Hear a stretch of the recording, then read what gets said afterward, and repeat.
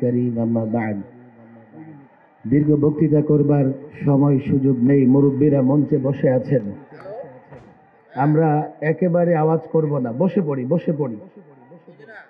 পড়ি। সারা বাংলাদেশে আজকে একটা আওয়াজ, সারা বাংলাদেশ থেকে একটা আওয়াজ আমরা শুনতে পাচ্ছি। সে কি আওয়াজ? কাদিয়ানি গেছে যে পথে, সাদিয়ানি যাবে সে পথে। কাদিয়ানিরা ইংরেজদের দালাল ছিল, আর সাদিয়ানিরা ভারতের রয়ের দালাল। বলবেন আপনারা কে সিদ্ধান্ত দেওয়ার?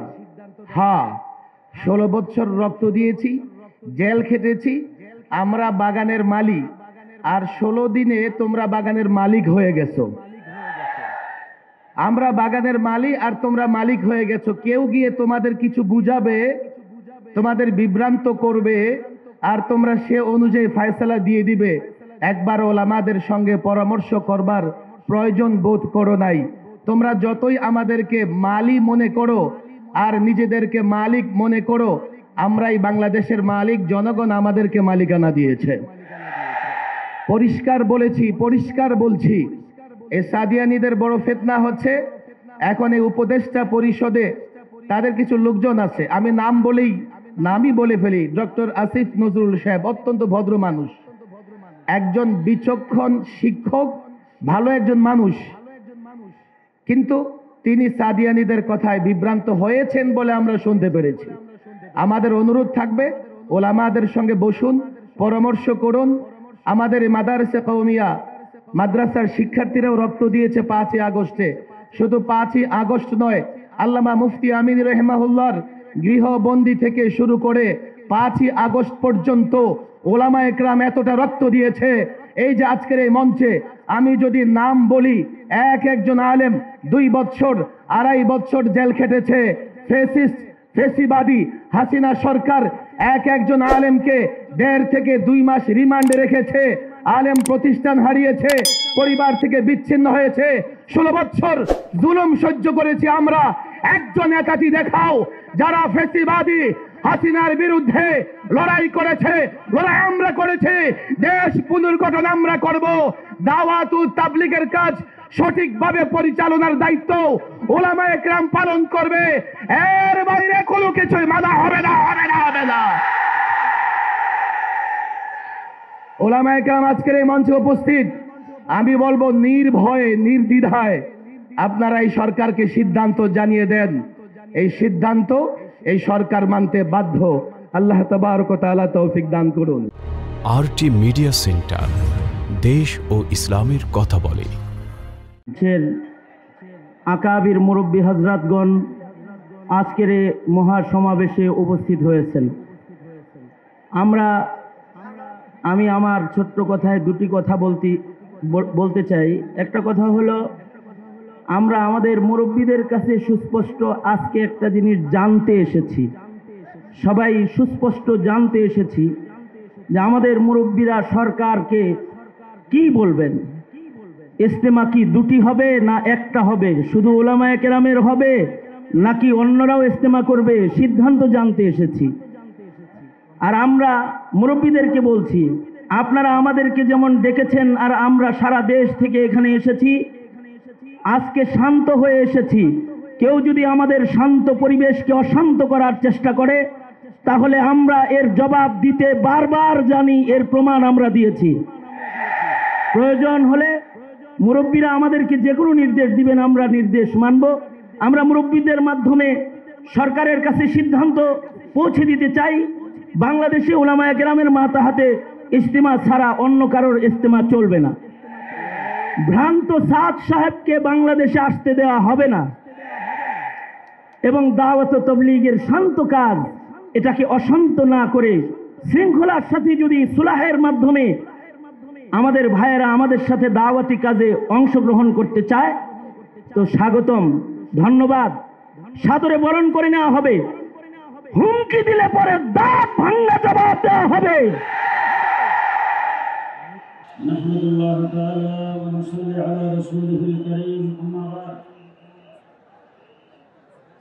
উলামা মাশায়েখ কর্তৃক আয়োজিত আজকের এই মহাসম্মেলনে সংগ্রামী সভাপতি, বাংলাদেশের শীর্ষস্থানীয় উলামায়ে কেরাম, সম্মানিত সাথী ও বন্ধুগণ, আপনাদের সামনে একটি কথা বলার জন্য দাঁড়িয়েছি। গতকাল সোশ্যাল মিডিয়াতে দেখলাম স্বরাষ্ট্র মন্ত্রণালয়ে গিয়ে কিছু সংখ্যক লোক, নাম বলতে চাই না, একজনে প্রশ্ন করেছেন, যদি সাদ সাহেবকে বাংলাদেশে আসতে দেওয়া না হয় আপনারা কি করবেন? তারা সরকারকে হুমকি দিয়ে বলেছেন, আমরা কি করব সেটা আমরা দেখব,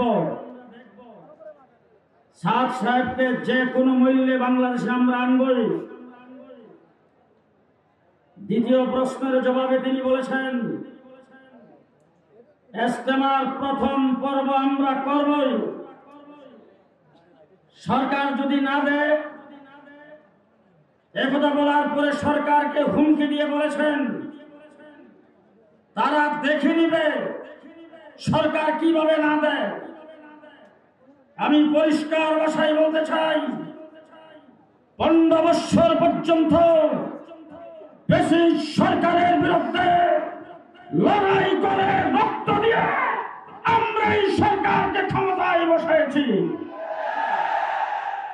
সুতরাং এই সরকারের বিরুদ্ধে কেউ যদি হুমকি দেয়, রক্ত চক্র দেখায়, চক্র উঠে ফেলা হবে।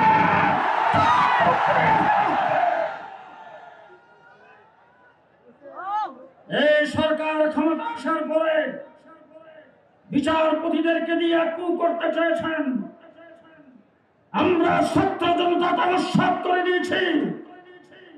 আমসাদদেরকে দিয়ে কু করতে চেয়েছেন, নস্যাৎ করে দিয়েছি। এই দেশের সংখ্যালঘুদেরকে দিয়ে এই দেশে অরাজকতা সৃষ্টি করে সরকারকে, এই দেশের সরকারকে ফলস পজিশনে ফেলাইবার চেষ্টা করেছেন। আমরা নস্যাৎ করে দিয়েছি। বর্তমান সরকারকে বলতে চাই, ফ্যাসিস্ট সরকারকে পতন ঘটাইবার জন্য যেভাবে আন্দোলন করেছিলাম আপনাদের সাথে সেইভাবে আছি ইনশাআল্লাহ। সংগ্রামী সাথী ও বন্ধুগণ, তারা কথা কথাই বলে আমাদের সাথে আলেম আছে। আমরা বলি আমরা আলেমের সাথে আছি। আপনারা কি বলেন? তাদের সাথে আলেম আছে, কাদের সাথে? কথা একটি কথা বলে শেষ করতে চাই। বাংলাদেশে হাসপাতাল আছে না নাই? হাসপাতালে কি নার্স আছে? আপনাদের কাছে জবাব চাই, কতদিন পর্যন্ত একজন নার্স নার্সিং সেবা দেওয়ার পর ডাক্তার হয়?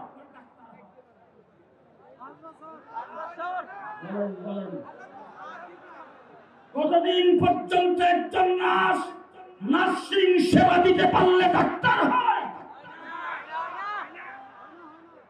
50,000 বছর যদি একজন নার্স নার্সিং সেবা দেয়, সে জীবন ডাক্তার হয় না। ইঞ্জিনিয়ার হোক, ডাক্তার হোক, প্রফেসর হোক, ব্যারিস্টার হোক, লক্ষ বছর চিল্লা দিয়ে আলেম হবে না, আলেম হবে না। সুতরাং জাতির রাহবর হবে আলেম, তাবলীগের নেতৃত্ব দিবে আলেম।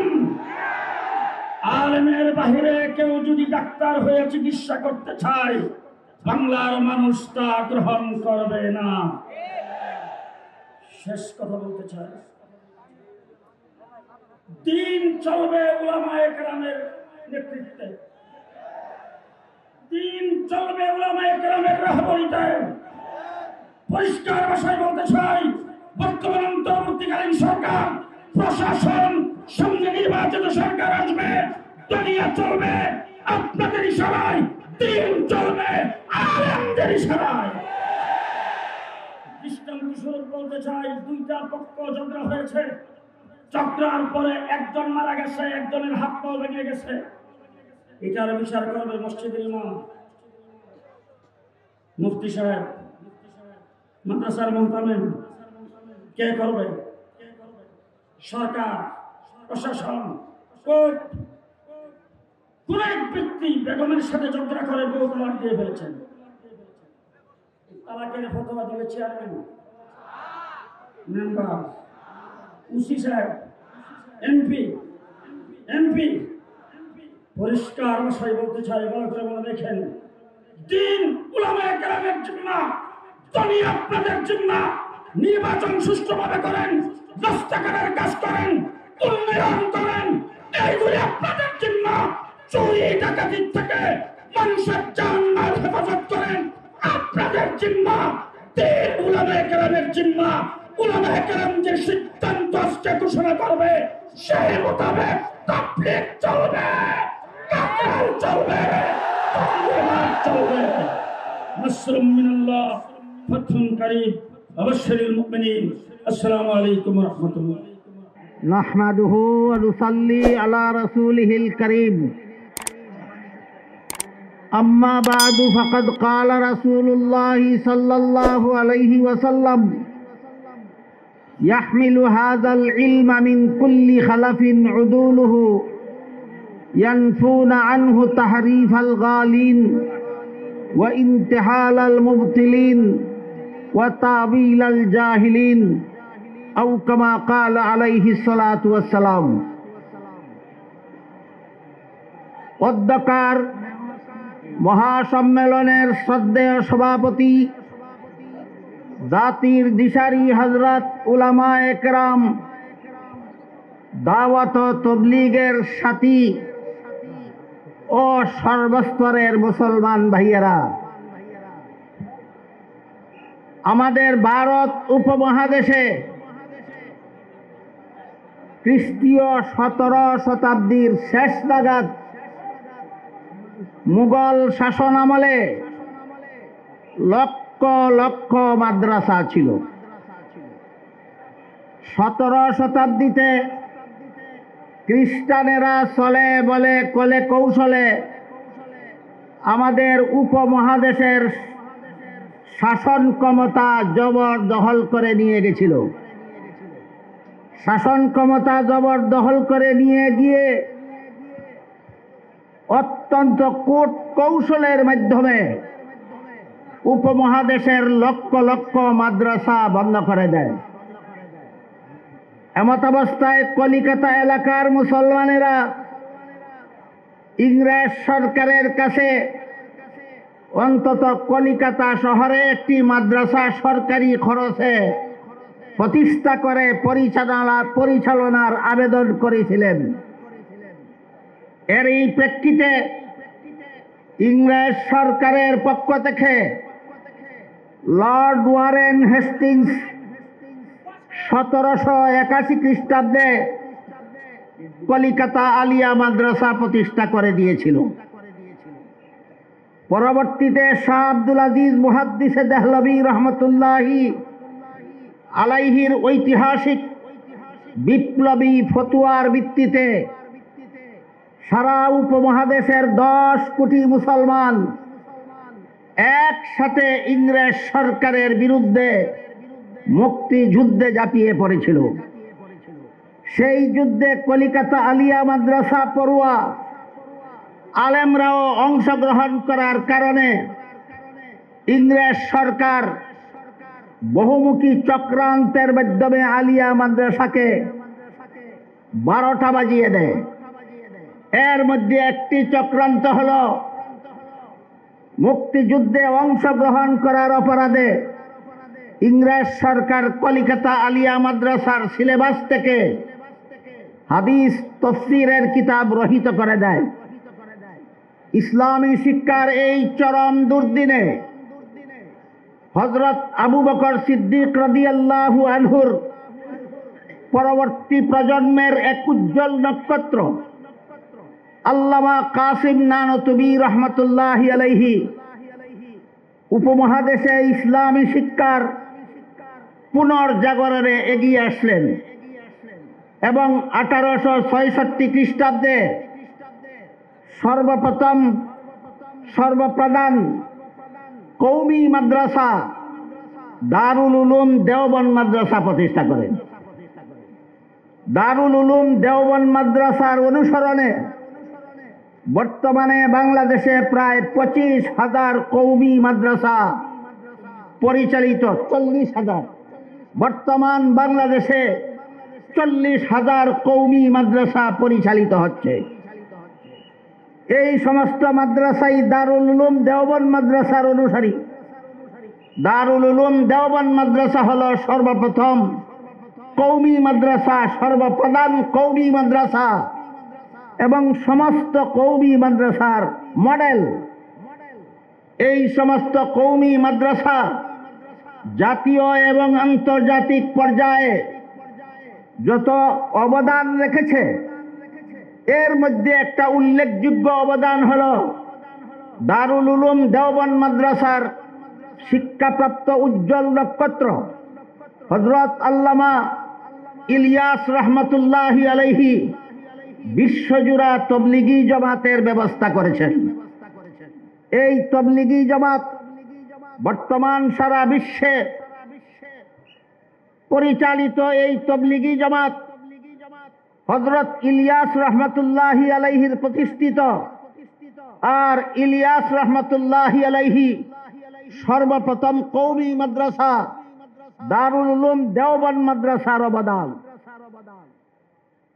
এই অবস্থায় ইহুদি খ্রিস্টানেরা যখন দেখল যে ইসলামের অবদান, মুসলমানের অবদান, ইসলামী শিক্ষার অবদানে বিশ্ববাসী উপকৃত হচ্ছে, তাই এই অবদানকে বানচাল করে দেওয়ার জন্য তাদের চিরাচরিত অভ্যাস মতো মুসলমানের আন্তর্জাতিক খেদমত, আন্তর্জাতিক অবদানকে বানচাল করার এজেন্ডা বাস্তবায়ন করার জন্য ইহুদি খ্রিস্টানদের পক্ষ থেকে কুখ্যাত সাদ আত্মনিয়োগ করে। এই সাদ স্বঘোষিত পদ্ধতিতে নিজেকে তবলিগি জামাতের আমির বলে ঘোষণা দেয় আর ইসলামের বিরুদ্ধে, মুসলমানের বিরুদ্ধে, কোরআন হাদিসের বিরুদ্ধে, ওলি আউলিয়াগণের বিরুদ্ধে, নবী রাসূলগণের বিরুদ্ধে, এমনকি স্বয়ং আল্লাহর বিরুদ্ধে কুরুচিপূর্ণ বক্তব্য এবং কুফরি বক্তব্য সমূহ প্রদান করতে থাকে। যে কারণে সারা বিশ্বের তবলিগি জামাতের মূল ধারা এই সাদ এবং সাদের কুখ্যাত অনুসারীদেরকে তবলিগি জামাতে অবাঞ্ছিত ঘোষণা করেছেন। এই কুখ্যাত সাদ তাদের অনুসারীদেরকেই তার নামে নেয় সাদপন্থী বলা হয়। এরা যদিও শিক্ষিত সমাজে সাদপন্থী নামে পরিচিত, কিন্তু সর্বস্তরের মুসলমানদের কাছে এরা সাদিয়ানি নামে পরিচিত। এই সাদিয়ানি গ্রুপ, সাদের অনুসারী সাদিয়ানি গ্রুপ ইহুদি খ্রিস্টানের এজেন্ডা বাস্তবায়ন কল্পে তবলিগের মূল ধারায় বিচ্ছিন্নতা সৃষ্টি করেছে। এরা মূল ধারার তবলিগি নয়, এরা তবলিগের নামে বিচ্ছিন্নতাবাদী। যেমন ভাবে কাদিয়ানীদের ইসলামের নামে কর্মকাণ্ড চালাবার কোনো অধিকার নয়, ঠিক তেমনি ভাবে সাদিয়ানীদের তবলিগের নামে কোনো কর্মকাণ্ড চালাবার অধিকার নয়। আমি এই মহাসম্মেলনের পক্ষ থেকে বর্তমান অন্তর্বর্তীকালীন সরকারের কাছে আবেদন রাখতে চাই, বাংলাদেশে কাদিয়ানীদেরকে যেভাবে ইসলামের নামে কর্মকাণ্ড চালানোর পর নিষিদ্ধতা আরোপ করতে হবে, ঠিক তেমনি ভাবে বাংলাদেশে তবলিগের নামে সাদিয়ানীদের সকল প্রকার কর্মকাণ্ডকে নিষিদ্ধ ঘোষণা করতে হবে। কাদিয়ানী বাংলাদেশে অবাঞ্ছিত, কাদিয়ানী গ্রুপ বাংলাদেশে অবাঞ্ছিত, সাদিয়ানী বাংলাদেশে অবাঞ্ছিত, সাদিয়ানী গ্রুপ বাংলাদেশে অবাঞ্ছিত, অবাঞ্ছিত, অবাঞ্ছিত। আসসালামু আলাইকুম ওয়া রাহমাতুল্লাহি ওয়া বারাকাতুহু। আলহামদুলিল্লাহি ওয়া কাফা ওয়াস সালাতু ওয়াস সালামু আলা ইবাদিহিল্লাযীনা ইসতাফা, আম্মা বা'দ। أبشركم بحديث المصطفى صلى الله عليه وسلم حيث قال من اقبرت قدماه في سبيل الله فهما حرام على النار من اقبرت قدماه في سبيل الله فهما حرام على النار আজকের সভার সভাপতি আকাবারে উম্মাহ আজিজ তালাবা তৌহিদি জনতা, অনেক কষ্ট হচ্ছে, আমরা বুঝতে পারতেছি। আমরা ছায়ার নিচে বাতাসের মধ্যে কষ্ট পাচ্ছি, আপনারা দীর্ঘক্ষণ রৌদ্রে, উপরে হলো রৌদ্র, নিচে হলো ধুলাবালি। এই ধুলাবালির দাম কত? জাহান্নামের আগুনকে হারাম করে দেয়। এই জন্য হাদিসটা পড়েছি বরকতের জন্য, মান ইকবারাত কাদামাহু ফি সাবিলিল্লাহ ফাহুমা হারামুন আলান নার। আউযু বিল্লাহি মিনাশ শাইতানির রাজীম। ইয়া আইয়ুহাল্লাযীনা আমানু আতিউল্লাহ ওয়া আতিউর রাসূল ওয়া উলিল আমরি মিনকুম। আমি আমার ভাইদেরকে বলতে চাই, তাবলীগ যারা করেন, প্রশাসনে যারা আছেন, সরকারে যারা আছেন, সবাইকে বলবো, আল্লাহ তাআলা বলেছেন আল্লাহর কথা মানো, রসুলের কথা মানো, এবং উলুল আমর উলামা ফুকাহাদের কথা মানো। এই উলামাদের কথা মানার জন্য কে বলেছেন? আল্লাহ বলেছেন। এক। দুই নম্বর, আল্লাহ রসুল বলেছেন ইন্নামাল উলামা ওয়ারাসাতুল, উলামায়ে কেরাম নবীগণের উত্তরসূরি। নবীগণের কাজ কোরআন এর তালিম, সুন্নাহর তালিম এবং দাওয়াত। নবীর কাজ, এই দায়িত্ব অর্পণ করেছেন উলামাদের হাতে, উলামাদের হাতে। অতএব উলামাদের দিক নির্দেশনা ছাড়া ধর্মীয় কোনো কাজ সঠিক পথে চলতে পারে না। দেশবাসীর কাছে অনুরোধ থাকবে, কোরআন সুন্নাহ যদি মানেন তাহলে যাবতীয় ইসলামী কার্যকলাপ উলামাদের পরামর্শ মোতাবেক চলতে হবে, চালাইতে হবে। শেষ কথা বলতে চাই, বর্তমান সরকার, অন্তর্বর্তী সরকার, আমার পূর্বে জুনায়েদুল হাবিব সাহেব বলেছেন, সাখাওয়াত রাজি বলেছেন, আমরা পরিষ্কার বলতে চাই, ধর্মের ব্যাপারে, রাষ্ট্র পরিচালনার ব্যাপারে আপনারা রাষ্ট্র পরিচালনা করবেন, আমরা সর্বোচ্চ সহযোগিতা করব। হক প্রতিষ্ঠার জন্য রক্ত দিয়েছি। আমাদের ওলামায়ে কেরাম কারাভোগ করেছেন, অনেক ওলামায়ে কেরাম শাহাদত বরণ করেছেন। এই ছাত্র জনতার বৈষম্য বিরোধী আন্দোলনের মধ্যে 84 জন আলেম তালেব এলেম শাহাদত বরণ করেছেন। শাপলা চত্বরে ওলামায়ে কেরাম রক্ত দিয়েছেন। 2021 সালে শুধু ব্রাহ্মণবাড়িয়াতে 15 জন, হাটাজারিতে 4 জন শাহাদত বরণ করেছেন। এই জালেম সরকার থেকে স্বাধীনতার জন্য উলামায়ে কেরামের অবদান সবচেয়ে বেশি, উলামায়ে কেরামের রক্ত বেশি। অতএব উলামায়ে কেরামদেরকে অবজ্ঞা করে চলবে না। রাষ্ট্র চালান, আমরা আপনাদের পাশে আছি, সহযোগিতা করব। কিন্তু ধর্মের ব্যাপারে, তাবলীগের ব্যাপারে, দাওয়াতের ব্যাপারে উলামাদের সিদ্ধান্তই চূড়ান্ত সিদ্ধান্ত। কাকরাইলের ব্যাপারে, টঙ্গীর ব্যাপারে, ইজতেমার ব্যাপারে আজকে উলামায়ে কেরামের পক্ষ থেকে যেই ঘোষণা দেওয়া হবে, এই ঘোষণা মানতে হবে, এই দেশে তা বাস্তবায়িত করতে হবে। আল্লাহ আমাদেরকে, বিশেষ করে সরকারকে এই বিষয়টা বুঝার তৌফিক দান করুক। আখির দাওয়ানা আলহামদুলিল্লাহ রাব্বিল আলামিন। দেশের শীর্ষ উলামায়ে কেরামের সামনে আসলে কথা বলার কোনো যোগ্যতা আমার নাই। আমি খুব সংক্ষেপে 3টা কথা বলবো। বর্তমানে আমাদের সাহাবপন্থী ভাইদের সাথে অনেকে বৈষম্যের কথা বলছেন। আমরা একটা কথা বলি, সাহাবপন্থীদের সাথে আমাদের সম্পর্ক বৈষম্যের না, সাহাবপন্থীদের সাথে আমাদের সম্পর্ক হলো হক এবং বাতিলের। 2 নম্বর একটা কথা, আল্লাহ রাব্বুল ইজ্জত ওয়াল জালাল 1400 বছর দ্বীনের হেফাজত করেছেন, পরবর্তী প্রজন্মের কাছে দ্বীন পৌঁছাইছেন হলো আলেমদের মাধ্যমে। বিশেষ করে আমার সাহাবপন্থী ভাই যারা আছেন তাদেরকে আমি অনুরোধ করব, বিনয়ের সাথে হৃদয় থেকে বলার চেষ্টা করব যে সারা দুনিয়ার, সারা পৃথিবীর, সারা দুনিয়ার, সারা জাহানের সব আলেমরা একদিকে, আর আপনারা যদি আরেক দিকে গিয়ে হেদায়েত তালাশ করেন, আপনারা হেদায়েত পাবেন না, জাহান্নামের পথ পাবেন। 3 নম্বর আমি আরেকটা কথা বলবো, তাবলীগ এটা হলো পুরো পৃথিবী ব্যাপী ইসলামের মহান একটা মিশন।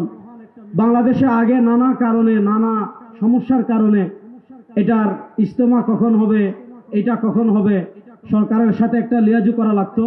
আমি খুব ছোট মানুষ হিসাবে আমাদের মুরব্বীদের কাছে আমি অত্যন্ত বিনয়ের সাথে দরখাস্ত করব, 100 বছর থেকে তাবলীগ যেভাবে চলে আসছে, আমাদের মুরব্বীরা যে মশওয়ারা করবেন, আমাদের মুরব্বীরা যে সিদ্ধান্ত করবেন, সরকার অনুমতি দিলে আমরা সেই সময় ইজতেমা করব, না দিলেও আমরা সেই সময় ইজতেমা করব ইনশাআল্লাহ। ইজতেমা কখন করব না, জুড় কখন হব, কখন করব, কখন হবে না, এটা নিয়ে আমরা বিশেষ করে উলামায়ে কেরাম, বাংলাদেশের না সারা দুনিয়ার আপামর জনসাধারণ, সরকার বিশেষ করে হুকুমতে যারা যখন যেভাবে আসবেন তাদের আর আমরা কোনো হস্তক্ষেপ দেখতে চাই না, আমরা তাদের সহযোগিতা চাই। আসসালামু আলাইকুম। আসসালামু আলাইকুম ওয়া রাহমাতুল্লাহি ওয়া বারাকাতুহু। আমরা সম্মেলনের প্রায় শেষ পর্যায়ে এসে গেছি। আপনাদের আরেকটু ধৈর্য আমরা কামনা করছি, একটু মেহেরবানি করে সহযোগিতা করুন। নাহমাদুহু ওয়া নুসাল্লি আলা রাসূলিহিল কারীম, আম্মা বাদ। ঐতিহাসিক সোহরাওয়ার্দী উদ্যানে আজকের মহাসম্মেলনে আগত প্রিয় উলামায়ে কেরাম, সর্বস্তরের মুসলমান ভাইয়েরা, দাওয়াত ও তাবলীগের মেহনত উম্মতে মুহাম্মদের উপর আল্লাহ প্রদত্ত এক মহান দায়িত্ব। উলামায়ে কেরামের দাওয়াতের মাধ্যমে এবং তাদের তত্ত্বাবধানে আজ পুরো বিশ্বের প্রতিটি প্রান্তে কোরআন ও সুন্নাহর সহিহ বাণী পৌঁছেছে, আলোকিত হয়েছে সারা বিশ্ব। দাওয়াতের উদ্দেশ্য হচ্ছে খালেকের সাথে মখলুকের তাল্লুক সৃষ্টি করে দেয়া, আত্মবোলা মানব জাতিকে সঠিক পথের দিশা দেয়া। এই দায়িত্ব আমার আপনার উম্মতে মুহাম্মদী সকলের। এই দায়িত্ব পালনের জন্য হযরত মাওলানা ইলিয়াস কান্দলভী রহমতুল্লাহি আলাইহি তাবলীগের এই পদ্ধতির কাজ শুরু করেছেন। দিল্লির স্বঘোষিত আমির মাওলানা সাইদ সাহেব বিভিন্ন সময়ে কোরআন, হাদিস, ইসলাম, নবী রাসূল, নবুয়ত, সাহাবায়ে কেরাম এবং শরঈ মাসলা মাসাইল নিয়ে আপত্তিকর মন্তব্য করেছেন। তার বক্তব্যগুলো কোরআন সুন্নাহ বিরোধী, যা মেনে নেওয়া যায় না। এগুলো শুধু ভুল নয়, মাওলানা সাদ সাহেবের চিন্তাগত বিপদগামিতা, দ্বীনের বিভিন্ন বিষয়ে তার এই চিন্তাগত বিচ্যুতি ও বিচ্ছিন্নতা এবং অনেক বিষয়ে আহলে সুন্নাত ওয়াল জামাত ও জমহুর উলামায়ে কেরামের মুত্তাফাকা তথা ঐক্যমত ভিত্তিক মাসলা ও মাযহাবের খেলাফ হওয়ার কারণে শরীয়ত মতে তার অনুসরণ করা, ইতাআত করা জায়েজ নাই। তাবলীগের মতো একটা মহান দ্বীনি কাজে আমির হওয়া বা আমির থাকার যোগ্যতা তিনি হারিয়ে ফেলেছেন। তিনি দারুল উলুম দেওবন্দ সহ মুসলিম বিশ্বের আলেমগণের কাছে চরমভাবে বিতর্কিত হয়েছেন। তার প্রতি ব্যাপকভাবে উলামায়ে কেরামের আস্থা অনাস্থা তৈরি হয়েছে। আলেমগণ দায়িত্ব নিয়ে তাকে সংশোধন করার চেষ্টা করেছেন, কিন্তু তিনি সংশোধন হননি। দাওয়াত ও তাবলীগের এই কাজ প্রতিষ্ঠিত হয়েছে দারুল উলুম দেওবন্দ তথা উলামায়ে কেরামের পৃষ্ঠপোষকতায়। মাওলানা সাদ সাহেবের অনুসারীদের উলামা বিরোধী অবস্থান তাদেরকে নানা ধরনের গুমরাহিতে নিপতিত করেছে এবং করছে।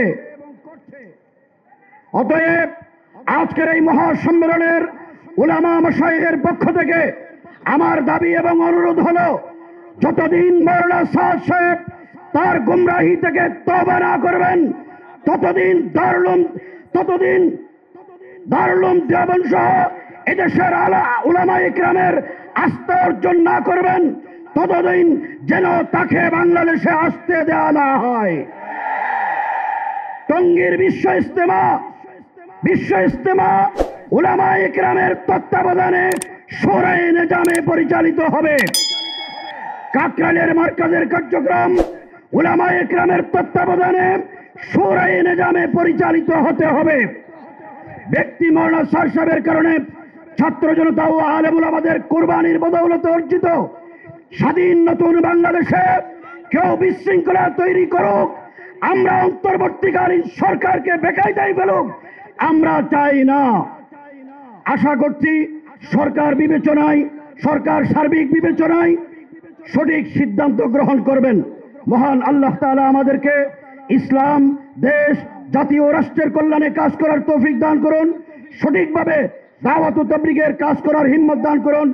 দ্বীনি মাদ্রাসা সমূহকে আল্লাহ তাআলা হেফাজত করুন। আমিন। মা আসসালাম। আল্লামা শাহ মুহিবুল্লাহ বাবুনগরী, আমির হেফাজত ইসলাম বাংলাদেশ।